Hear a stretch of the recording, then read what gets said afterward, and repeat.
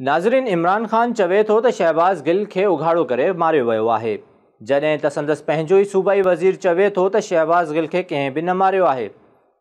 केरु सचो आहे ऐं केरु कूड़ो? अचो त ॾिसूं था हीअ रिपोर्ट।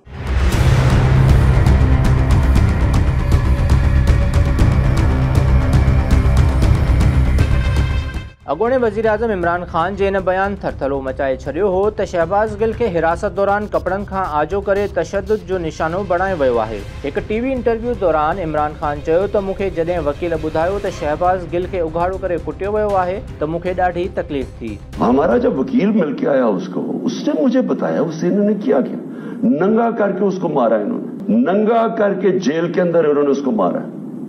मैं इतना मुझे तकलीफ है ये सुन के कि यानी ये किस तरह के हैवान हैं। इमरान ख़ान जे इन बयान ते बहस हली रहिया हुआ त पंजाब जे घरू वज़ीर हाशिम डोगर जो बयान साम्हूं अची वियो त शहबाज़ गिल ते को बि तशद्दुद न थियो आहे।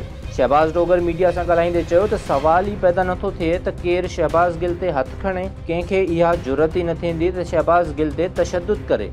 सवाल ही नहीं पैदा होता। I am very very clear and loud and clear कि ना सिर्फ ये कि शहबाज़ गिल किसी की मजाल नहीं कि जेल के अंदर मौजूद किसी भी कैदी को कोई उंगली भी लगा ले, अगर कोई लगाएगा तो मैं डायरेक्ट उसके खिलाफ एक्शन लूंगा। ये पॉसिबिलिटी नहीं है जो आप बात कर रहे हैं। सूबाई घरू वज़ीर खे जॾहिं चयो वियो त अहिड़ो बयान इमरान ख़ान ॾिनो आहे त इन जे जवाब में हाशिम डोगर चयो त मां पाण इमरान ख़ान सां मुलाक़ात करे खेसि हक़ीक़त खां आगाह कंदुसि। बस ये मैं समझता हूँ, मैं अभी इसके बाद उनसे मुलाकात करूँगा और उनको मैं बताऊँगा जो एक्चुअल सिचुएशन है। बिल्कुल इसको अब रूल आउट कर दें। शहबाज़ गिल खे बग़ावत लाइ माण्हुनि खे भड़काइण जे इल्ज़ाम हेठि गिरफ़्तार कयो वियो हो ऐं हू जुडिशल रिमांड ते जेल में आहे। अॻूणे वज़ीर आज़म इमरान ख़ान जे लाइ इहा शर्मिंदगी जी ॻाल्हि आहे त पंजाब में संदसि पंहिंजी हुकूमत जो घरू वज़ीर संदसि बयान जी तरदीद करे रहियो आहे ऐं इहो ॿुधाए रहियो आहे त शहबाज़ गिल ते को बि तशद्दुद न थियो आहे।